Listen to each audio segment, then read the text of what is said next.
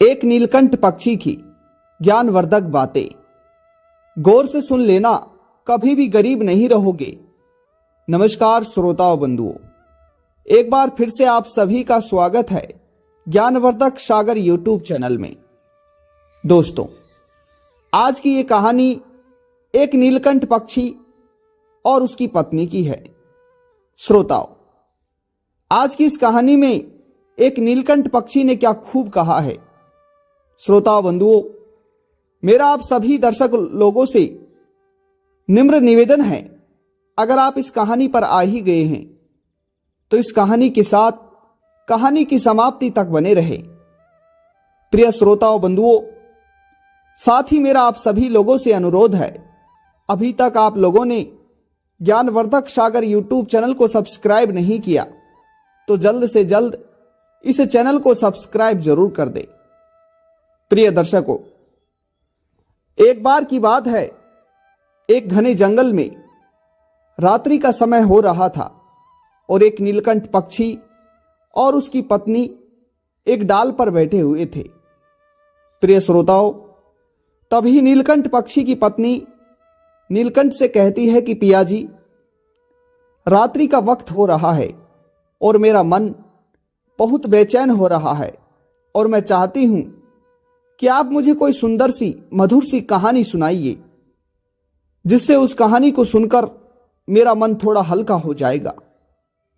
प्रिय श्रोताओं बंधुओं, अब नीलकंठ पक्षी ने जैसे ही अपनी पत्नी की इस बात को सुना तो नीलकंठ पक्षी अपनी पत्नी से कहता है कि प्रिय, ठीक है, अगर तुम वाकई में ही कहानी सुनना चाहती हो तो मैं तुम्हें एक भाई और एक बहन की कहानी सुनाता हूं। हे प्रिय, ये भाई और एक बहन की बहुत ही दर्द भरी कहानी है और इस कहानी में हमें पता चलेगा कि अमीरी और गरीबी में क्या फर्क होता है।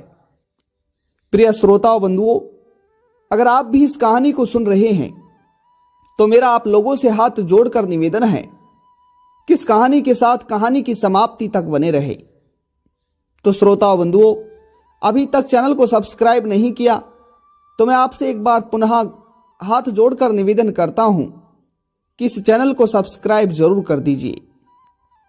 प्रिय दर्शकों, तभी नीलकंठ पक्षी अपनी पत्नी से कहता है कि प्रिय, चलो, अगर तुम इस कहानी को सुनना ही चाहती हो तो मैं तुम्हें इस कहानी को सुना देता हूं। श्रोताओं बंधुओं, तभी नीलकंठ पक्षी कहता है कि एक बार किसी एक गांव में एक बहुत धनी सेठ रहा करता था। अब उस सेठ के घर में कोई धन धान की कमी नहीं थी, उसके पास खूब सारा धन था और उस सेठ के जो पत्नी थी वह भी बड़ी दयावान थी। श्रोता बंधुओं, तभी उस सेठ को एक पुत्र और एक पुत्री की प्राप्ति होती है। प्रिय दर्शकों, जब सेठ को पुत्र और पुत्री की प्राप्ति होती है तो सेठ अपना पुत्र का नाम सुरेश रखता है और अपनी पुत्री का नाम माया रख देता है। श्रोता बंधुओं, उसके बाद में सेठ अपने पुत्र सुरेश और अपनी पुत्री माया से खूब प्रेम करता है, खूब लाड लड़ाता है। दर्शकों, उसके बाद में एक दिन की बात है, अचानक से सेठ की पत्नी को बहुत जोर से बुखार आ जाता है और बुखार आने के कारण सेठ की पत्नी की मृत्यु हो जाती है। श्रोता बंधुओं, उसके बाद में सेठ अपने पुत्र सुरेश और अपनी पुत्री माया का खुद ही ख्याल रखने लगता है।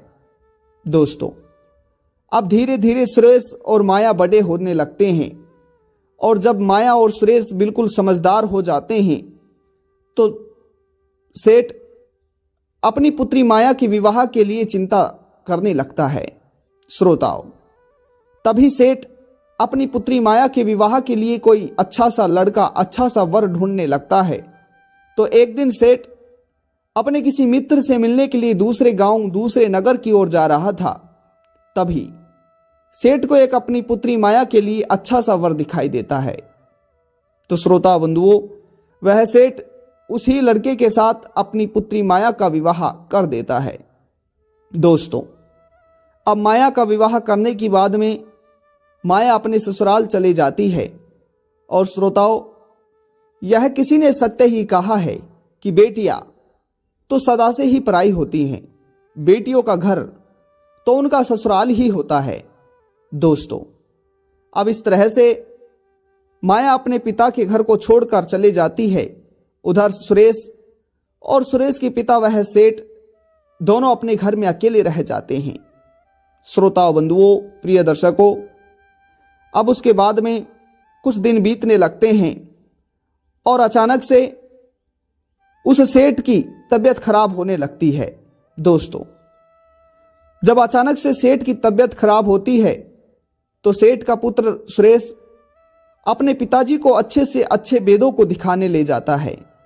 दोस्तों, अच्छे से अच्छे और महंगे से महंगे इलाज कराने के बाद भी सेठ की तबीयत में कोई सुधार नहीं आता है। श्रोताओं, और अपने पिता का इलाज कराते कराते सेठ की जो भी जमीन जायदाद थी, जो भी धन था, वो सारा छिन जाता है। दोस्तों, अब काफी दिन बीत चुके थे और सुरेश भी अपने पिता का इलाज कराता कराता थक चुका था। वो अब हार मान बैठ चुका था। और उसके बाद में सुरेश का जो पिता का घर था, जो हवेली थी, अब वह भी अपने पिता के इलाज में बिक जाती है। दोस्तों, अब सुरेश के पास कुछ नहीं बचता है और एक दिन ऐसा आता है जब सुरेश के पिता उस सेठ की भी मृत्यु हो जाती है। श्रोताओं, अब सेठ की मृत्यु होने के बाद सेठ का पुत्र सुरेश दुखी होता है और अपने पिता का पूरे विधि विधान के साथ अंतिम संस्कार कर देता है। प्रिय दर्शकों, श्रोताओं, बंधुओं, अपने पिता का अंतिम संस्कार करने के बाद में सुरेश अपने ही गांव में एक झोपड़ी बांध कर रहने लगता है, क्योंकि दोस्तों, अब सुरेश के पास जो हवेलियां और जो धन था अब वह नहीं रहा था, क्योंकि अपने पिता के इलाज में वह सब कुछ खो चुका था। दोस्तों, और यही किसी ने सत्य ही कहा है कि धन और मोह माया एक हाथ का मैल है। ये कभी इंसान के पास आती है तो मौका मिलने पर छिन भी जाती है। श्रोताओं, अब इसी तरीके से सुरेश को कठिनाई तो बहुत होती है, परंतु जैसे तैसे बेचारा अकेला रहने लगता है। अपने ही हाथों से रोटियां बनाता और अपने ही हाथों से खाता। प्रिय दर्शकों, श्रोताओं, बंधुओं, इस तरह से कई दिनों तक चलता रहा। उसके बाद में सुरेश को अपने ही गांव में एक सुंदर लड़की से प्रेम हो जाता है। तो दोस्तों, जब सुरेश को अपने ही गांव में एक सुंदर लड़की से प्रेम होता है तो सुरेश उस लड़की से विवाह कर लेता है और अपनी वधू बना लेता है। श्रोता बंधु, उसके बाद में सुरेश और सुरेश की पत्नी दोनों अपने घर में खुशी खुशी रहने लगते हैं। खैर, उनके घर में घोर गरीबी तो थी, परंतु दोनों पति पत्नी मिल बांट कर रहने लगते थे। उनके घर में चाहे सूखी रूखी जो भी रोटी हो, वे दोनों मिल बांट कर खाया करते थे। दोस्तों, परंतु जो सुरेश की बहन माया थी, वह अपने पिता की मृत्यु के बाद अपने भाई सुरेश को तो जैसे भूल ही गई थी और वह चाहती थी कि मैं अपने भाई सुरेश से कभी भी ना मिलूं, क्योंकि ना तो उसके पास धन है और ना ही उसके पास रहने के लिए घर है। ऐसे भाई को भाई मानने से अच्छा तो है कि बिन भाई ही रह लूं। दोस्तों, इस तरह से माया अपने भाई से कभी भी नहीं मिलती थी। उधर सुरेश बेचारा अकेला ही रहता था।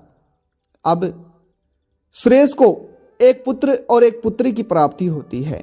दोस्तों, अब सुरेश का जो घर था वह फिर से खिल उठा था। सुरेश की पत्नी, सुरेश के बच्चे अब बहुत खुश रहने लगते थे। दोस्तों, तभी एक दिन की बात है। एक दिन सुरेश अपने ही गांव में एक दुकान पर बैठा हुआ था। तभी सुरेश का एक मित्र सुरेश से कहता है कि भाई, तुम्हारी बहन के लड़के का विवाह है, तुम्हारे भांजी की शादी है, क्या तुम्हें बुलाया नहीं? दोस्तों, जैसे ही किसी अनजान के द्वारा इस खबर को सुरेश ने सुना तो सुरेश को बहुत खुशी हुई और सुरेश भागता हुआ अपने घर जाता है और अपने घर जाते ही अपनी पत्नी से कहता है कि भाग्यवान, ये सब काम छोड़ो और जल्दी जल्दी तैयारियां करो। मेरे भांजे की शादी है और हमें कल या परसों वहां जाना है।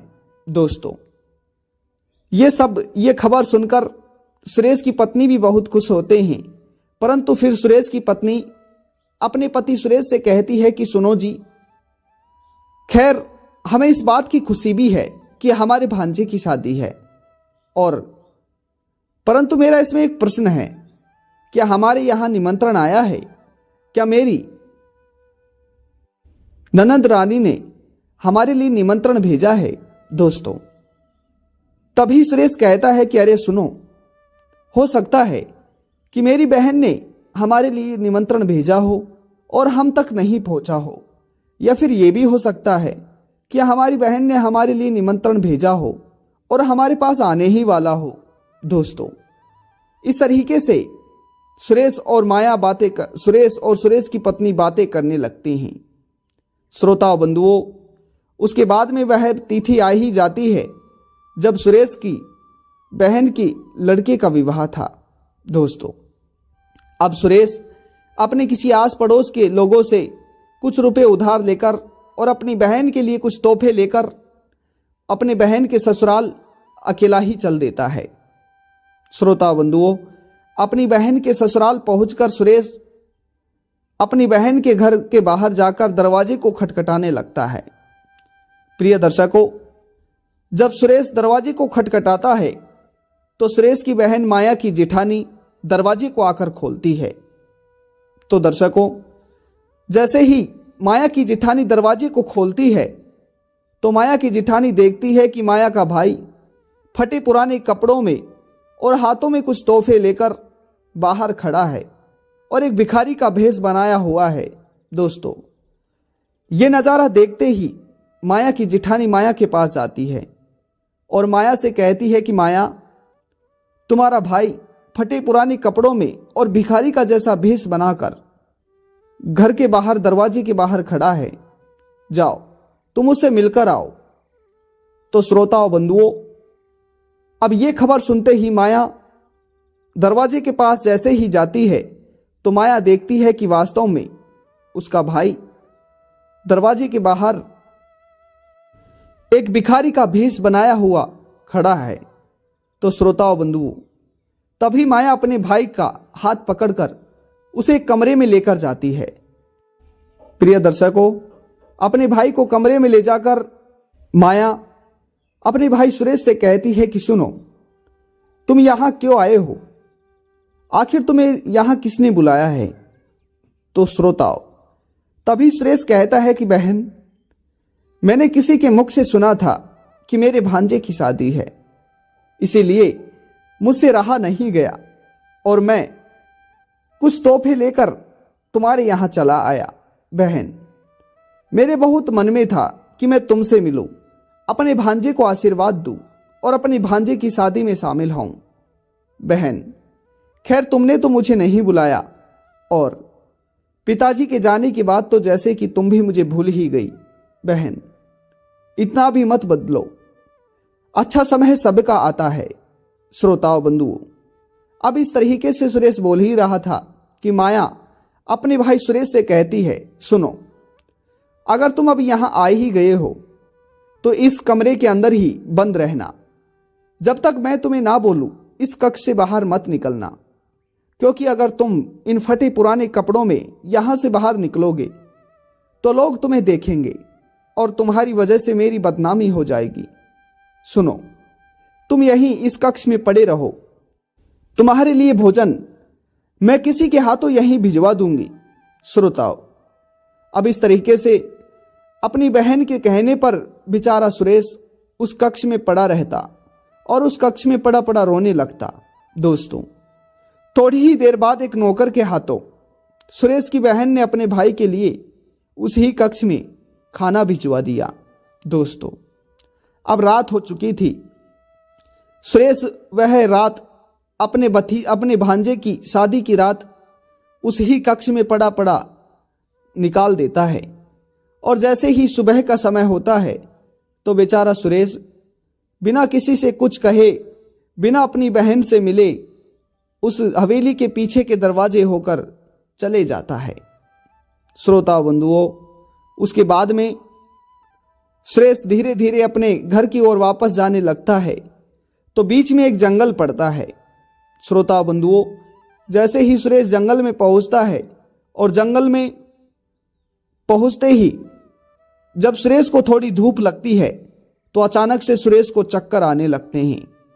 श्रोता बंधुओं, और चक्कर आने की वजह से सुरेश नीचे गिर जाता है। तभी थोड़ी ही देर बाद सुरेश को जब वापस होश आता है तो सुरेश देखता है कि एक बुढ़िया माँ के गोद में वह सोया हुआ है। प्रिय दर्शकों, तभी सुरेश खड़ा होता है और उस बूढ़ी माँ से कहता है कि माँ, आप कौन हो और भला मैं आपकी गोद में क्यों सोया हुआ हूं।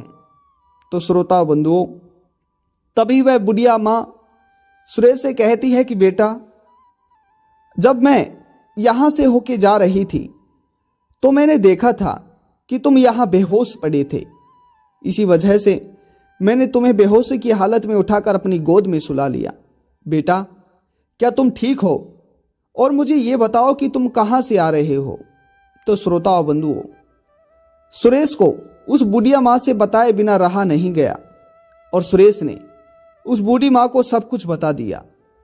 सुरेश ने कहा कि हे माँ, मैं अपनी बहन के लड़के की शादी में जाकर आया हूं, अपनी भांजे की शादी में जाकर आया हूं, परंतु इस तरह से मेरी बहन ने मेरा अपमान किया और जब से मेरे पिता की मृत्यु हुई है तो मेरी बहन माया ने मुझसे मिलना भी छोड़ दिया।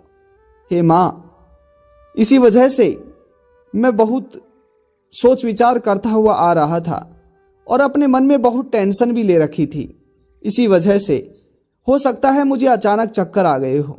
श्रोताओं, तभी वह बूढ़ी माँ सुरेश से कहती है कि बेटा सुनो, अगर तुम अपने घर ही जा रहे हो तो ऐसा करो, यहीं पास में मेरा एक बगीचा है, चलो तुम उस बगीचे में से कुछ अच्छे अच्छे फल तोड़ दो और अपने घर लेकर जाओ, जिससे कि जब तुम उन फलों को अपने घर लेकर जाओगे तो अपने बच्चों और अपनी पत्नी से कहना क्यों उनकी बुआ ने उनके लिए अच्छे अच्छे फल भेजे हैं।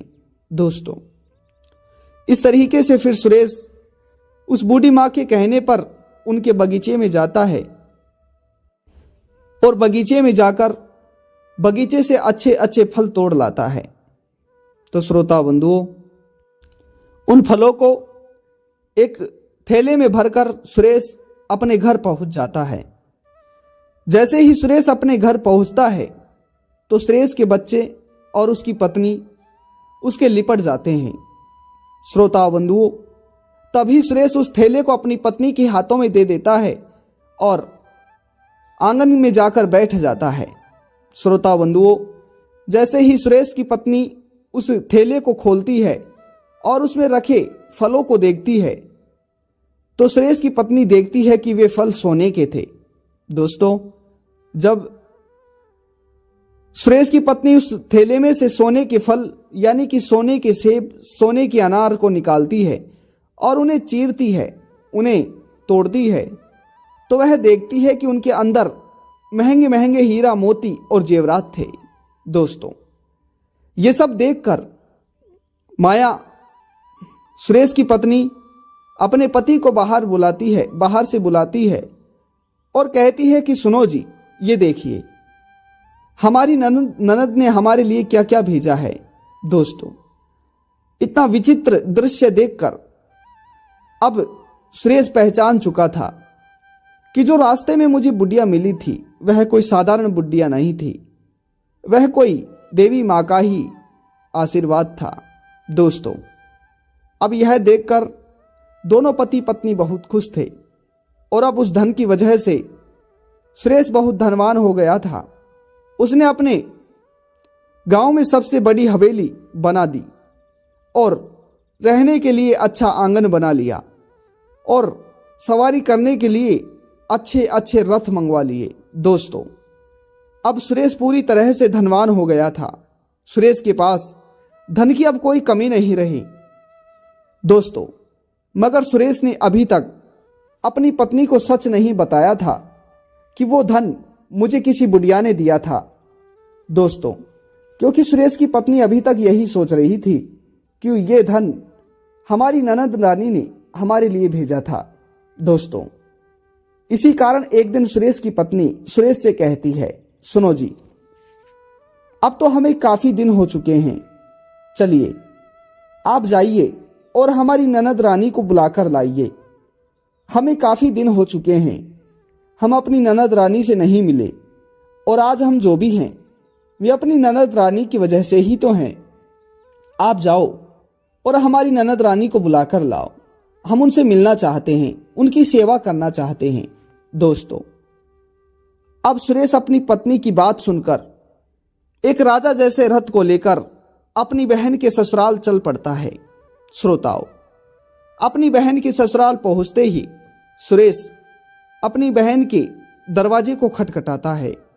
तो दोस्तों, जैसे ही सुरेश अपनी बहन के दरवाजे को खटखटाता है तो सुरेश की बहन की जेठानी बाहर आती है और वह देखती है कि माया का भाई एक राजा के भेष में था।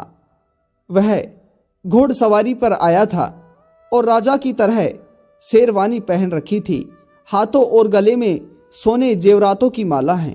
दोस्तों, ये विचित्र दृश्य देखकर माया की जेठानी माया के पास भागती हुई जाती है और माया से कहती है कि चलो, तुम्हारा भाई दरवाजे के बाहर खड़ा है और एक राजा की तरह खड़ा है, एक राजा के भेष में आया है। दोस्तों, जैसे ही ये सब बातें सुरेश की पत्नी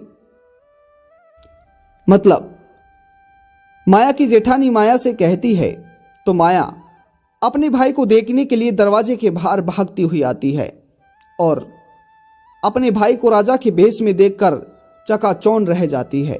दोस्तों, तभी माया अपने भाई से माफी मांगने लगती है और अपने भाई से कहती है कि भैया, आप मुझे माफ कर दो, मैंने मेरे बेटे के विवाह में आपका बहुत अपमान किया था, इसीलिए आप मुझे माफ कर दीजिए। दोस्तों, तभी सुरेश अपनी बहन से कहता है, बहन चलो, पुरानी बातों को छोड़ दो और तुम्हारी भाभी ने तुम्हें अपने घर बुलाया है, चलो मेरे साथ चलो और अपनी भाभी से मिल लो, कुछ दिन अपने पीहर में हुआओ। दोस्तों, अब सुरेश अपनी बहन को अपने घोड़े के रथ में बिठाकर अपने घर ले आता है। दोस्तों, अपनी ननद को देखकर सुरेश की पत्नी बहुत खुश हो जाती है और सुरेश की पत्नी अपनी ननद को अपनी पूरी हवेली घुमाती है।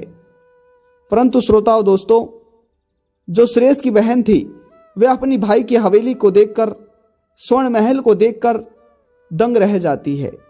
और श्रोताओं बंधुओं, सुरेश की पत्नी अपनी ननद रानी की खूब सेवा पानी करती है, अपनी ननद रानी को किसी भी चीज की कोई कमी नहीं होने देती है। श्रोताओं बंधुओं, इस तरह से 5-6 दिन लगातार सुरेश की बहन सुरेश के घर रुकती है और सुरेश की पत्नी अपनी ननद की खूब सेवा पानी करती है।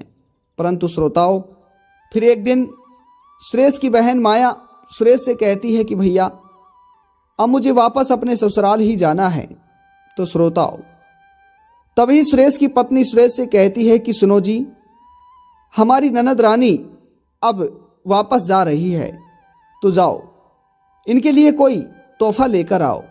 तो श्रोताओं, तभी सुरेश एक मोची के पास जाता है और मोची से कहता है कि मोची भाई, तुम्हें एक चप्पल जोड़ी बनानी है, एक जोड़ी चप्पल बनानी है और उन चप्पलों में तुम्हें एक खास बात बनानी है। तुम्हें खास चीज ये रखनी है कि जब भी कोई उन चप्पलों को पहने तो केवल इस बात को बोले कि समय सबका आता है, समय का घमंडी मत बनो।